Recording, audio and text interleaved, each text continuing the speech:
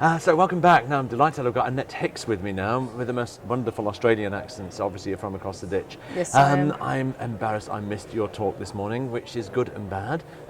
It's bad because I missed it, but it's good because you're going to have to tell me what you were talking about for the benefit of people watching this video clip. Yes. So in a nutshell, what did I miss? You missed my talk or my discussion about IBM's new healthcare business unit, where we're bringing together aggregating data on a health platform to do sophisticated analytics to drive actionable insights, and also partnering with players such as Johnson & Johnson, Medtronic to develop solutions that enable clinicians to use those insights, which is the other challenge we have in our industry. And we were chatting before, New Zealand, anybody working in health in New Zealand knows we have got loads of information. We're storing it like there's no tomorrow. Well, if we're not storing it, we're sure as hell are collecting it. Yes, you are. But are we using it?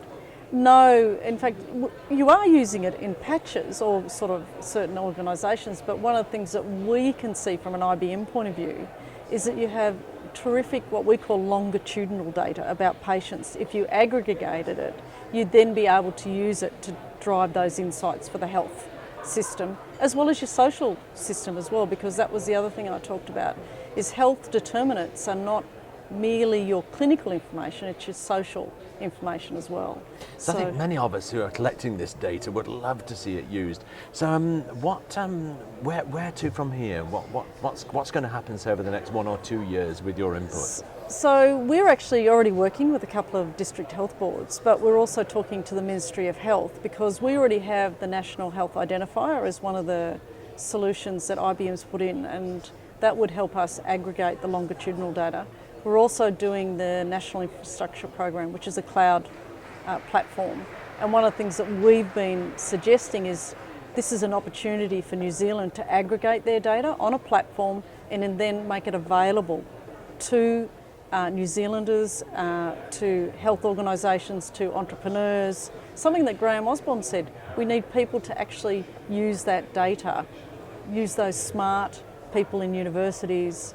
Even, I mean, some of our guys would love to get their hands on it. We've got an IBM Research Institute in Melbourne, and they're based, their work is based on data and looking at how do you make interesting insights out of healthcare data.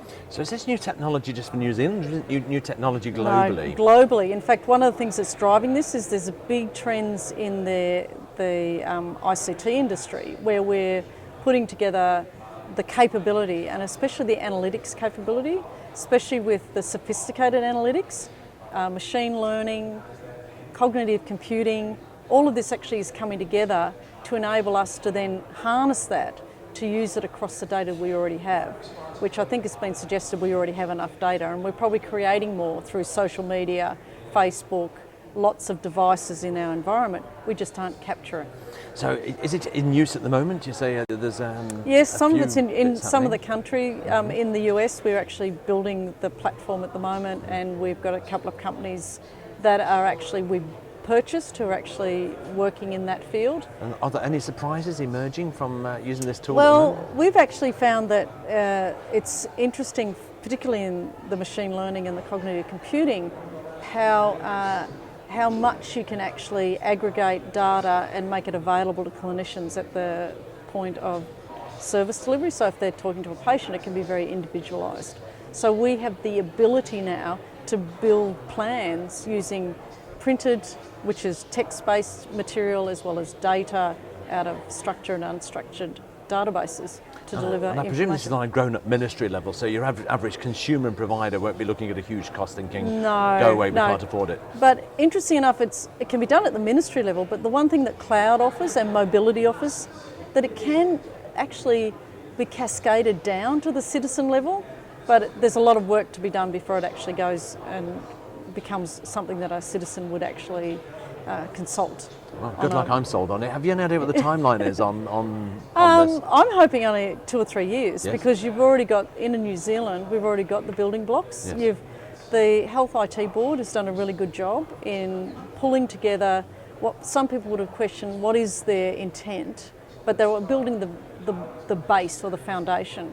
And now it's actually up to us to help them optimise that use of that foundation and make sure that we get value for New Zealand. Oh, fantastic. Well, look, I hope you come back next year and the year after and I will. put you in that chair and we can can get an have a update. chat. Absolutely. Really enjoyed chatting to you. Thank you so much. Nice. Bless you. Thank you. Thank you.